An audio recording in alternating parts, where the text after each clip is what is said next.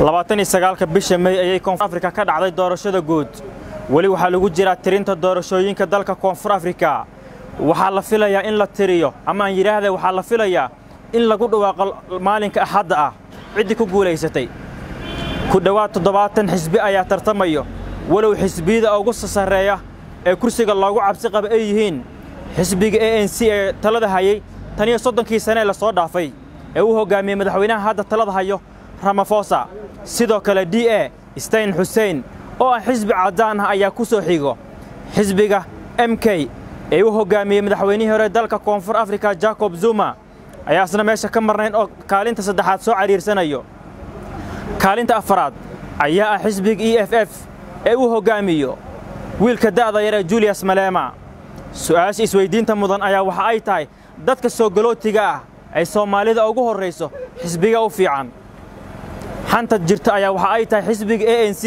kaasoo soo hayay talada ku dhawaad 30 sano waxaan mikrofoonka raadiyaha iyo TV-ga Shabeelle la dhaxmarnay jaaliyada Soomaalida ee ku dhaqan dalka Koonfur Afrika si aan wax uga weydiino doorashooyinka dalka Koonfur Afrika ka socdo doorashada South Africa sanadkan doorasho aad u kulul ayay ahayd xisbiga ANC ee talada wadanka hayay muddo 30 sano ku dhow sanadkan waxa ku dhacay hoos u dhac weyn ku dhacay waxaan u keenay hoos u dhacaas xisbiga cusub ee madaxweynihii hore Jacob Zuma oo MK ayaa la degay ANC waa best waa nabarka koowaad oo anaga aan dooran leen ururka ugu weyn way macallin xisbiga ugu weyn way xisbigaas marka sanadkan hoos u dhaca ka imaado hoos u dhacna waxa keenayo يعني بدنا دتك فورينكا iyo macna eegiya dadaalkooda madaxweynaha hadda soo qabtay madaxweynaha hadda taaran ayaa aad iyo aad dhaqaalaha wadanka hoos u dhigay mar dadkii way naceen haddaan ku bilaabo doorashooyin ka socday dalka Koonfur Afrika annaga hadda Soomaaliyeed nahay waxa inoo roon xisbiga la yiraahdo ANC Soomaali inta badan oo sharciyada haystaan ANC u codiyeen annagoo dhan Soomaaliyeed nahay aad ugu faraxsanahay xisbiga ANC waxaan rajaynaynaa inay ku guuleystaan doorashada dalka Koonfur Afrika waxa dhici karto waxa jira xisbiye kale oo taageersaneen foreigners-ka dadka wadankan ku yaani ii sheeg janibta iyo kuwa kale oo nacab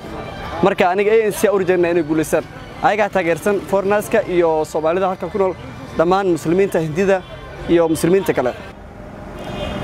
xisbiga hogaamin doona dalka Koonfur Afrika ayaa waxa laga rabaa boqolkiiba 51 cidii hesho ayaa wadankan hogaamin doonta 5 sano ee soo socoto Cabdirashiid Xuseen Karaash Shabeelle TV magaalada Johannesburg ee dalka Koonfur Afrika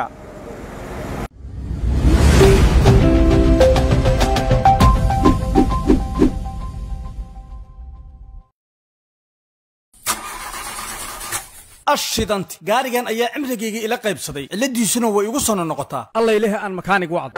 haddii aad batibad wayba fiican tahay gaariga ayaa halkan iga dambe ciladiisana waan fahmi waayay fiiri ooliyada gaariga ee shalan ku shubay oliyamaba ku jirtee ooliyooyinkan hadda socdo haddaan anaga makaanig nahay aadan ugu wareerna oo Emirates Oil ma isticmaashid miya Emirates Oil ooli aan ahayn gaarigaaga ku shubin